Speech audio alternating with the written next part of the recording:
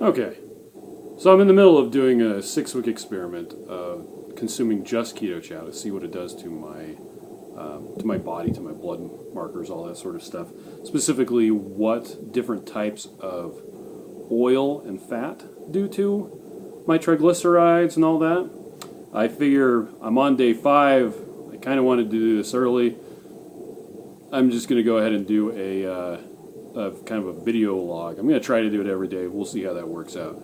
I was doing it somewhere else where I had a nicer background instead of, well, construction. But that's pretty much my house right now is construction. So deal with it. Anyway, so I'm on day 5 right now. Like I said, I should have done a recap. We'll call this the launch video then. So I did a 4-week experiment of only Keto Chow back in November. Better light. There we go. And at that time, I was basically just trying to prove that I could do this experiment, that I would be okay, that I wouldn't die, was the basic premise. And turns out I didn't die. I got a bunch of blood tests to show that I actually did just fine. But one of the weeks, I was at a tech conference, and instead of using heavy cream, like I normally did, I was using avocado oil because I did not have access to refrigeration. And that week, I got some really interesting blood results. My ketones were through the roof. We're talking 5.5. My triglycerides they came around close to doubling. It went from 113 to 199, which is the highest triglycerides I've had since I started keto. My LDL went down, my particle count went down, everything looked good except for the triglycerides, which went really up. And I was talking to Dave Feldman. He didn't know if it was due to the polyunsaturated fatty acids that were in the avocado oil, because up until that point I've been doing just heavy cream. Heavy cream hardly has any PUFAs. It's almost entirely saturated fat with a little bit of monounsaturated, along with some protein and some carbohydrates. So I formulated another experiment where I did half avocado and half heavy cream to see how that affected my blood work. And the results weren't conclusive like I wanted, so I devised a new experiment. That's what I'm in the middle of right now. So this first week, I'm on day 5. I'm doing heavy cream only, along with Keto Chow. All of this is with Keto Chow. The only thing I'm changing is the fat source. So I am doing heavy cream for my fats right now. I'm actually doing 400 milliliters a day, if you really want to know. It gives me almost exactly 2,000 calories, which every day of the next 6 weeks I'm doing 2,000 calories a day, no matter what. So yeah, heavy cream right now. Next week, I've got it all lined up. I am doing grape seed oil, which has the highest polyunsaturated fatty acids I could find. It's really high. It's insanely high. That's probably going to cause all sorts of oxidative stress. I'm going to have inflammation because of it, but of course it's the sort of thing. Polyunsaturated fatty acids are what the American Heart Association recommends, ironically. But it's totally going to mess up my system. That's okay. We'll see what it does. I expect it'll lower my LDL, which is why the AHA recommends it, because they don't care if it does anything else to your body. They just care if it lowers your cholesterol, your LDL specifically.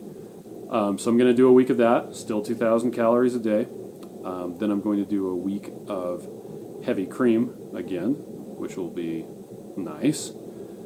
Then I'm going to do a week of macadamia nut oil. Macadamia nut oil is kind of unique in that it has a super high concentration of monounsaturated fatty acids. And I'll probably get into the difference between the two in a later video, but this one should be really nice. I expect my triglycerides won't go super high, but my ketones will still be way elevated. On the weeks that I'm doing an oil instead of heavy cream, I'll only be getting 1.4 net carbs a day, which is insane. My total carbs, I'll be getting fiber in the form of acacia gum, which is really cool in and of itself. Acacia gum you can't metabolize it, but your gut bacteria can. And what it kicks out is short-chain fatty acids. So carbs go in, and fat comes out, and your gut lining absolutely loves the short-chain fatty acids, so it's great. Then after doing that, that'll be week 4 with doing the macadamia nut oil. After doing that, week 5, I'm going to do liquid coconut oil, which is just regular coconut oil that they've taken out some of the fatty acids to have more medium chain triglycerides, so that it's liquid when refrigerated. It's going to be a lot of medium chain triglycerides, and those go directly to your liver, turn into ketones. I'll get into more of that on the day that I'm doing all that. But then for week 6, I'm going to do something really interesting. The premise that everybody goes off of is that a calorie is a calorie. It doesn't matter what you eat, it just matters if you have too many calories. Too many calories makes you fat. And I plan to completely debunk that. You know, it's going to be an N equals 1, but anyone will be able to reproduce the same results I did, because what I'm going to do is I'm going to replace the 1,800 or so calories per day that I'm getting from fat with dextrose, which is glucose, which is sugar, is the simplest form of sugar. It will hit my blood and immediately spike my blood glucose, because that's what it is. But a calorie is a calorie, right?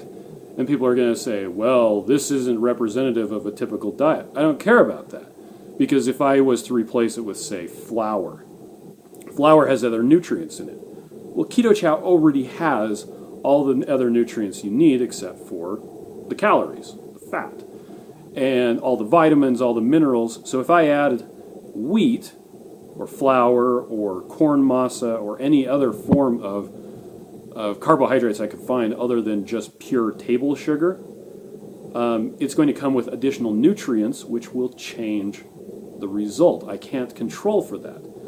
So I'm controlling all of the variables except for one. And that one variable is the macronutrient source of calories. So we've got heavy cream, we've got monounsaturated fatty acids, heavy cream again, which is saturated fat, then, it's saturated, polyunsaturated, saturated, monounsaturated, saturated, because coconut oil is a saturated fat. And then going straight from there into carbohydrates. It'll be the first time I've had carbs in 3 years, actually a little bit more than 3 years. It's not going to be fun. I am probably going to gain back all of the weight that I lose during the 6-week experiment. That's not going to be fun. But it should give me some really cool data. And then I'll go back on the ketogenic diet, which should be great. So anyway, today is day 5. I've been doing the heavy cream since Friday. Today is Tuesday. I meant to do one of these videos a lot earlier, but I just never got around to it, and the house is actually quiet now, but I couldn't find a suitable place to do it, and once again, so you got instruction. It's super awesome. This used to be my bathroom. That was my shower right there. Anyway, so the experiment's going really good so far. Let's see, what to report. I've been doing Keto Chow 2.02 with strawberry and banana. That's been going really well. I really like strawberry and banana. My wife doesn't like banana so much. I think it tastes like banana runs. I just got done mixing up 2 days worth of Keto Chow. I'm going to be doing vanilla for the next 2 days. But I added a bunch of Torani sugar-free syrup just to change things up a bit, because I kind of find the vanilla a bit bland. It's vanilla. And I didn't want to put any peanut butter in there, because peanut butter has polyunsaturated fatty acids, and I'm trying to isolate everything out. So, yeah, it's going pretty good. My ketones are coming right up. I think I was at, well, I got all the way up to 1.9 on Sunday because I was doing intermittent fasting. Last night they were low. They were down to 0.4, which made my wife really happy. She's also doing a different experiment, and she was at 0.06, so which was higher than me, so she was really happy. That was great. I don't know what it'll be today because I'm not brushing my teeth yet, and during this test I always test my ketones right before I brush my teeth or right after, because then I have to wash my hands or something. You're supposed to wash your hands before you poke your finger and draw blood. Let's see. But yeah, the experiment's going really well so far. I am chewing gum this time around, that's nice. Last experiment I did, the 4 weeks, I didn't chew gum. I didn't have diet soda. I eliminated all of the variables. I was getting no calories from anything except for Keto Chow. And that got old after a while, not being able to chew anything. Yeah, my teeth kind of felt filmy. It just wasn't any fun. But this time I am chewing gum. Sugar-free gum. Yeah. I'm going to go take what's it called? A probiotic, though, because too much information here. After a couple days, things start to really get moving. And the best fix for that, I've found, and it only ever happens to me when I'm doing 3 meals of Keto Chow a day.